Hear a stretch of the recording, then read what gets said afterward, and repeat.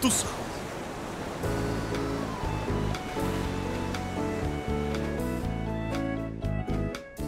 Saludo especial para todos ustedes, los amigos de Telecaribe, nuestro canal. Me da gusto estar con ustedes. Me da gusto poder conversar un rato, poder reflexionar un rato en torno a las distintas situaciones de nuestra vida, en torno a lo que somos, en torno a lo que queremos ser. Te envío toda la fuerza del dueño del apartamento azul, todas las ganas, le pido a él que te impulse, que te llene de vida, que te llene de ganas de seguir adelante y que te dé esa fuerza que se requiere para vencer dificultades y problemas. Hoy estoy de nuevo con Claret Jiménez. Doctora, ¿cómo estás? Muy bien, gracias. Gusto en saludarte. Igualmente. Hoy vamos a hablar de un tema que no es fácil. Es el tema del consumo de sustancias psicoactivas en jóvenes. Así es. Doctora, en Colombia la creciente participación de adolescentes en actos delictivos es uno de los problemas que hoy en día nos tiene más preocupados. Abundan los registros noticiosos que revelan cómo innumerables adolescentes son inducidos por grupos delincuenciales o presionados por diversas circunstancias sociales a involucrarse en hechos violentos, y muchos de ellos tienen que ver con el consumo de sustancias psicoactivas. Mi primera pregunta es, ¿por qué nuestros jóvenes comienzan a ingerir o comienzan a consumir este tipo de sustancias? Sencillo, nosotros no tenemos dentro de nuestros programas curriculares la enseñanza, la formación que inhiba el consumo de estas sustancias psicoactivas. Entonces el adolescente lo que hace es copiar el patrón de los adultos. Estamos en una cultura adicta. ¿Qué hace el adolescente? ¿Qué hace el niño? Copia lo que su papá, lo que su mamá, los vecinos, el contexto sociofamiliar en el que se mueve, hace. Entonces, sencillamente es por imitación, sin tener presente la nefasta consecuencias que vienen después de esto, porque lo que inicia por un hábito, por algo social, eventual, donde la periodicidad cada día se va acortando más, termina en una adicción. Cuando ya las prioridades reales del joven empiezan a ocupar un segundo lugar, porque primero hay que salir, hay que tomar, hay que fumar, ya estamos hablando de una manifestación de la conducta adicta. Y lo más triste de esto es que nuestra propia cultura es permisiva a tal situación. Y es sano, hay que aclarar lo siguiente, padre, y es que hay cuatro formas de que la persona, perdón, hay tres formas de que las personas se conviertan en adictas. La primera es porque lo hereda, porque la adicción es una enfermedad de carácter hereditario. Se hereda como cualquier otra enfermedad. El papito coloca 23 cromosomas, la mamá 23, son 46, así como va el color del cabello, el color de la piel y todas las demás caracteres que se heredan, así también se heredan enfermedades. Entonces es hereditaria. La segunda forma es por el consumo excesivo de la sustancia. Entonces aquí en el cerebro empiezan a segregarse una serie de sustancias que hacen que la persona cada vez quiera más esa sustancia psicoactiva. Esta, por ejemplo, una de las sustancias es la abreviada TQH, tetrahidroisoquilina. Se enquista en la amígdala que queda en el hipotálamo del cerebro, y cuando ya la adicción está como tal en su esplendor, pues empieza a pedir y a demandar del consumo de dicha sustancia. Y la otra forma de convertirse en adicto es la combinación de las dos anteriores, es decir, la persona lo hereda, no lo ha probado, porque puede que una persona sea adicta, pero después que no pruebe la droga, ahí lo tiene latente, ¿verdad? Pero si lo consume y viene el segundo factor, que es el consumo excesivo de la sustancia, entonces ya la persona es un adicto. Entonces es importante que nosotros tengamos como los focos preventivos para que estas situaciones no lleguen a tal punto, porque entre otras cosas, aquí tenemos una droga que es legal y socialmente aceptada, que es el alcohol, pero es tan perjudicial como cualquiera de las otras que no son aceptadas legal y socialmente. Entonces es importante educar, formar, y además de eso, que los padres sean conscientes de cuáles son los patrones que están llevando a sus hijos. Bien, yo tengo que preguntarte, ¿por qué hacemos los papás? Y aquí me involucro como papá, aunque no lo soy. ¿Qué hacemos Padre los papás? espiritual. ¿Qué hacemos los papás frente a trabajo de prevención? Porque después te voy a preguntar qué hacemos los papás cuando tenemos una experiencia de un hijo adicto. Claro. Pero primero te pregunto en un trabajo de prevención, ¿qué hacemos? Educar, formar. En el colegio no se dan estas clases, sino a nivel extracurricular, porque llegó la psicóloga, entonces vamos a dar una charla. Pero, oye, qué bueno sería que así como se habla de la geografía de Colombia en la primaria y en el bachillerato, en cualquier otra materia se pudiera incluir este tema que es de vital importancia y que lleva a consecuencias nefastas aquí en nuestra cultura, en nuestro país. Estamos en una cultura que es adicta como tal. Aquí por todo se celebra. Si gana... Y se celebra con y alcohol. se celebra con porque alcohol. se puede celebrar de otra manera. Sí, claro, y se celebra con alcohol. Entonces, si gana la selección, hay que tomar. Si pierde, pues si ya empezamos, hay que continuar, ¿verdad?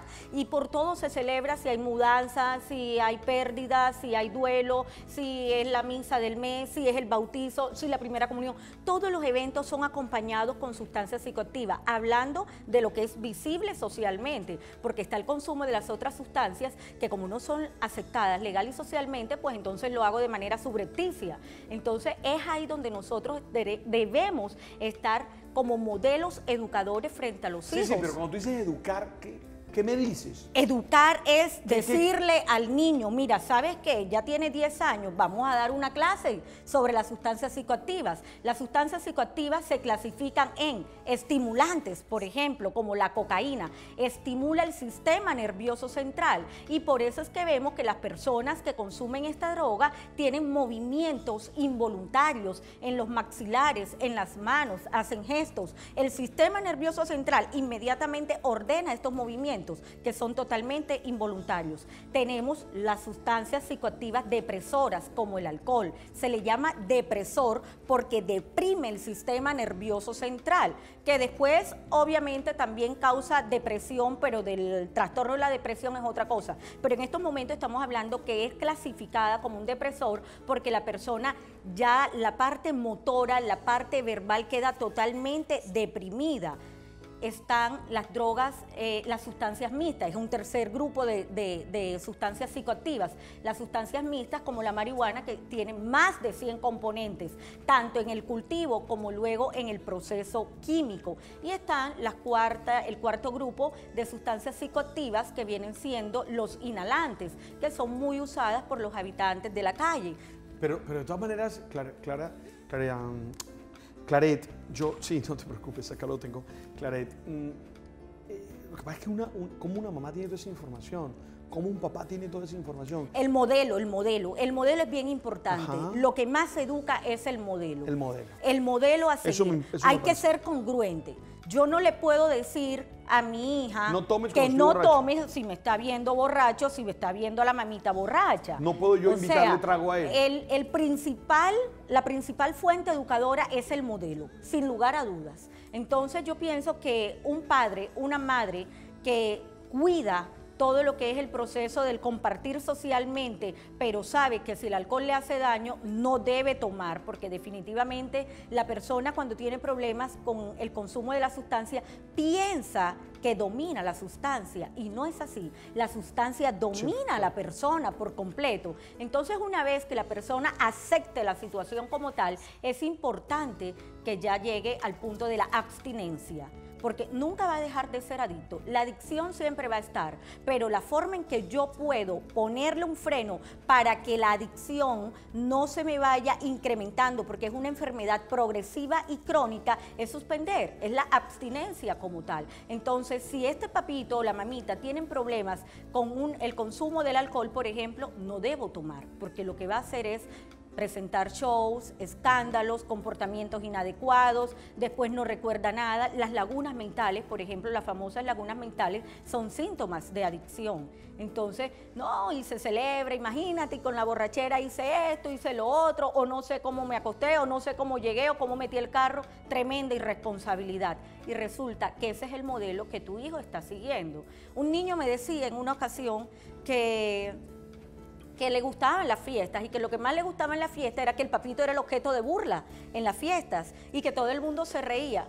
Y que él también se reía porque el papito se subía el pantalón, se bajaba el pantalón y así una cantidad de comportamientos que generaban burla alrededor y él también participaba de eso, ¿verdad?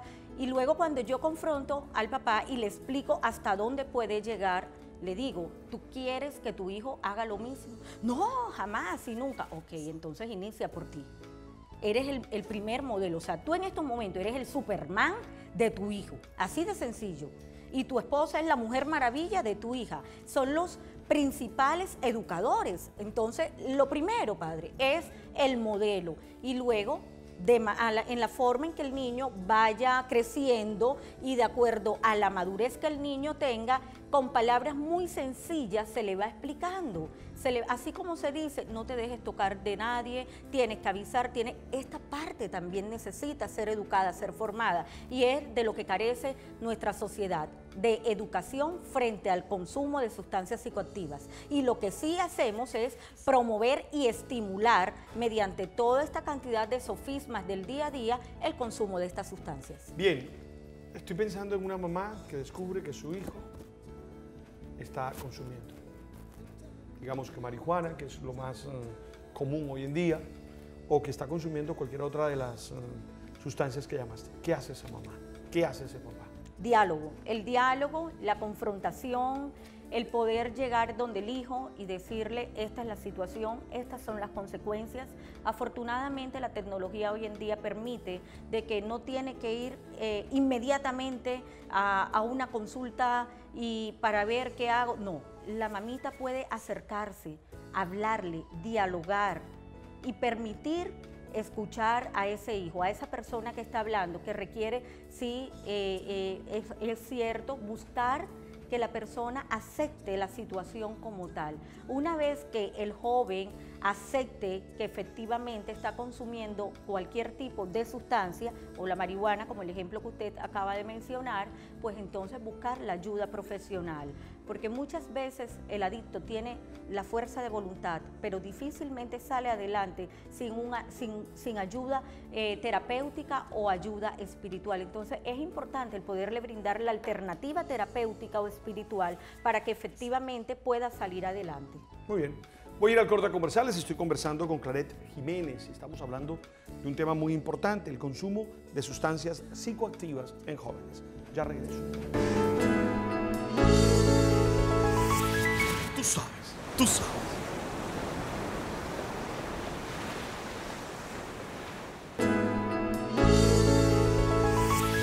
Tú sabes, tú sabes.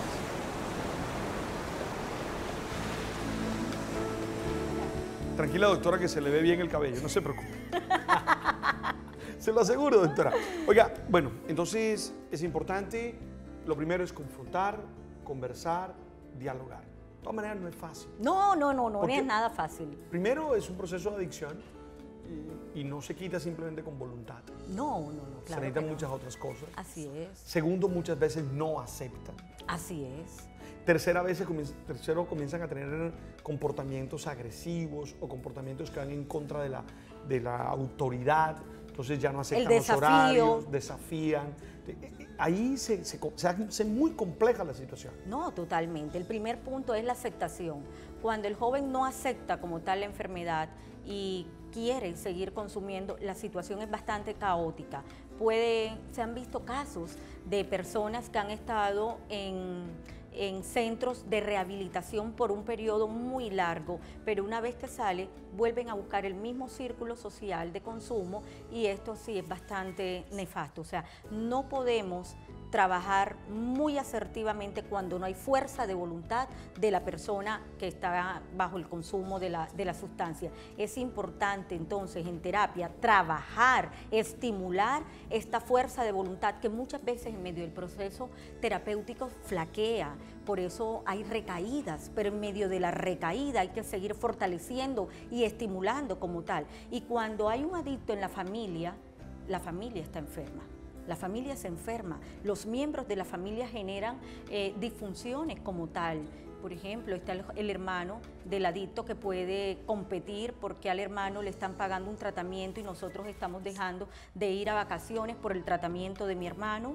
Los padres pueden entonces también entrar en controversia porque tú le permitías salir con este amigo, porque tú lo dejabas, porque esto, lo otro, relaciones de pareja donde también se ven contaminadas por la situación y en general todo el sistema funcional se ve alterado cuando un miembro de la familia tiene problemas de adicción. Qué tema complejo, porque mira que en algunos casos estos jóvenes terminan metidos en situaciones delictivas. Claro, por supuesto. En Pandillas. estas pandillas, estas barras bravas de hoy en día que nada tienen que ver con el fútbol. Así es. Así es. Y comienza a generarse toda una cantidad de situaciones que lleva a la familia a decir, ¿qué hago? Porque en algunos casos es, no tengo nada que hacer, porque es que no habla, no acepta. Y entonces ahí viene la pregunta, padre, dígame, ¿qué más hago? Definitivamente es llevarlo a la realidad, porque estas personas cuando manejan estas situaciones de no aceptación llegan a un momento en que tocan fondo. Entonces viene la desescolarización, el aislamiento social, personas de que ya no tienen las prioridades que antes tenían cuando no consumían, ya pasan a un último plano, ni siquiera un segundo o tercer plano. Hay que hacerle una sensibilización sistemática de tal forma que la persona pueda enfrentarse con su actual realidad y con su futura realidad si continúa consumiendo. Entonces, en este proceso hay que tener bastante paciencia. No es fácil, pero hay que ser muy pertinente, muy paciente, de tal forma que se enfrente con su propia realidad, con su propio espejo y a entrar conciencia. Tener conciencia no es tener el conocimiento. Tener conciencia es ese conocimiento aplicado a mi vida. Yo puedo saber que el cigarrillo hace daño, pero yo no tengo conciencia de que la nicotina me hace daño si yo no dejo de fumar. Una cosa es tener el conocimiento, otra cosa es crear la conciencia. Entonces lo que hay es que llevar a esta persona al que tenga conciencia como tal de lo que le puede producir el que continúe con el consumo. ¿Y cuál es el final de las personas con consumo, con adicciones? La cárcel o la muerte. Ese es el final. Así está comprobado por la Organización Mundial de la Salud y es lo que vemos hoy en día.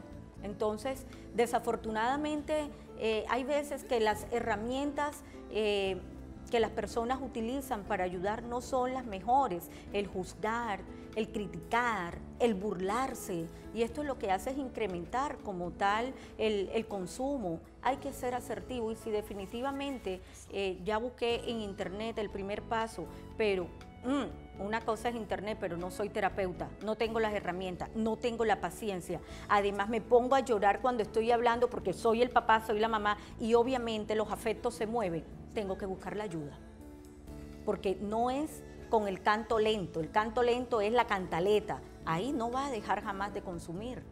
Hay que buscar la ayuda como tal, hay que apoyarse de las herramientas como tal. No podemos dejarlo esto al libre albedrío, porque cuando podemos ver, ya la persona está en la calle. Y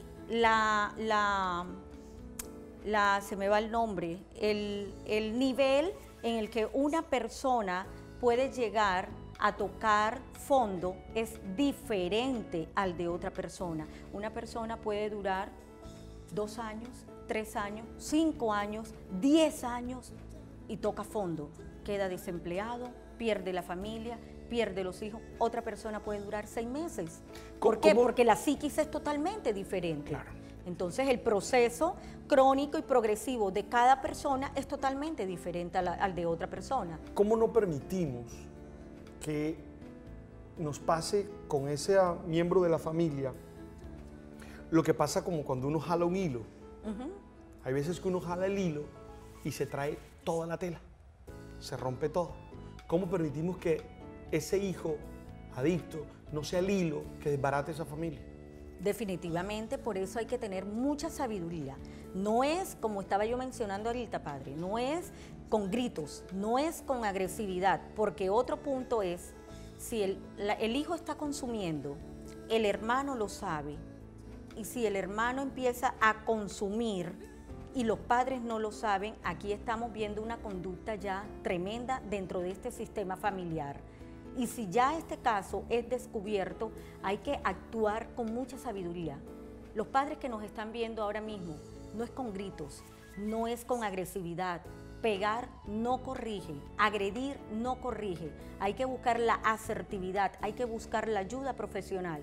Detrás del consumo hay situaciones, hay conflictos no resueltos, hay vacíos afectivos, hay traumas creados. Pero es importante que se busque la confrontación, la sensibilización, que vea ese futuro espejo como tal y que se pueda buscar la ayuda. Es importante que se busque la ayuda. Y yo definitivamente soy de las que pienso que si nuestros programas curriculares a nivel nacional, nuestra formación académica, tuvieran estos temas de manera sistemática, podría disminuir de manera significativa el consumo de sustancias psicoactivas. Si un niño desde los 6 años escucha en el lenguaje sencillo de un niño de 6 años que el alcohol, que el cigarrillo hace daño, a los 10 años ya lo escucha de acuerdo al nivel que tiene y se gradúa consciente ya, como saberse cuáles son las capitales de los departamentos del país y ya domina este tema, el consumo disminuye. El que tiene la predisposición a la adicción dice: en mi familia hay problemas, ¿puedo yo ser adicto? No voy a jugar con eso. Sí disminuiría significativamente. Yo invito a los directivos del Ministerio de Educación Nacional que por favor estudien la posibilidad de incluir en estos programas curriculares todo lo que tiene que ver con el consumo de sustancias psicoactivas. Hoy al mediodía miraba los noticieros y es una situación nacional que tiene conmovida al país con respecto a la situación ocurrida en la ciudad de Bogotá. ¿Consecuencia de qué? Del consumo del alcohol. Y no sabemos qué ocurre, porque es lo que aparentemente vemos, no está borracho, está borracho, está borracho, pero ¿qué pasa cuando hay otras drogas detrás de esto? Cuando se combina entonces el alcohol con otras sustancias como la cocaína, ¿qué ocurre aquí? El alcohol es un depresor, ¿verdad? Entonces vemos el borrachito con el equilibrio perdido, correcto, pero consume cocaína, contrarresta el efecto del alcohol porque la cocaína es un estimulante. Entonces es como si la persona no estuviera ebria, pero sí lo está. Y esta es doblando el nivel de toxicidad como tal. Entonces, una cosa contrarresta la otra y aquí es cuando estamos hablando del consumo ya de más de 2 sustancias, más de una sustancia. Muy bien, corte comerciales. Tú sabes, tú sabes.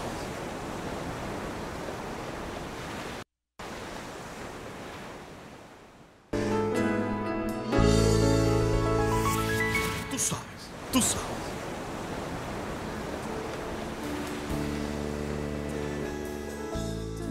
Precisemos en tips, me gusta mucho al terminar que nos queden como unas conclusiones claras para nuestros papás, nuestras mamás que están en sintonía. Importantísimo, importantísimo, educar. Educar con lo que tú haces. Educar en tus fiestas, ser modelo asertivo, saber que para tú disfrutar de un momento, de un cumpleaños, no tienes que emborracharte, no tienes que hacer el ridículo ni agredir. El modelo es la principal fuente educadora de nuestros hijos. Segundo, dialogar a nivel preventivo. Hablarle qué ocurre cuando una persona toma, cuando una persona consume cualquier otro tipo de sustancia psicoactiva. 3, ser veedores, ser vigilantes, ser acompañantes en el proceso de la formación. 4, el compartir, el poder compartir con mi hijo esos momentos agradables y que pueda darse cuenta que no es necesario el alcohol, ni la droga, ni el cigarrillo, nada de esto es necesario para pasar unos ratos agradables. Y todo esto lo hacemos los padres que somos los primeros educadores de nuestros hijos. Muy bien, doctora. Muchas gracias por venir. Muchas gracias por tu compartir. Te deseo todo lo bueno. Muchas gracias. Que puedas, ¿cómo se llama eso? Y ustedes, papás, estén muy atentos a sus hijos, por favor. Mucho amor, mucha comunicación, mucho diálogo, mucha disciplina. Disciplina sin maltrato, disciplina sin violencia, pero disciplina, que ellos sepan que hay límites que no pueden pasar. Gracias por estar ahí, gracias por aceptar la invitación y nos seguimos encontrando.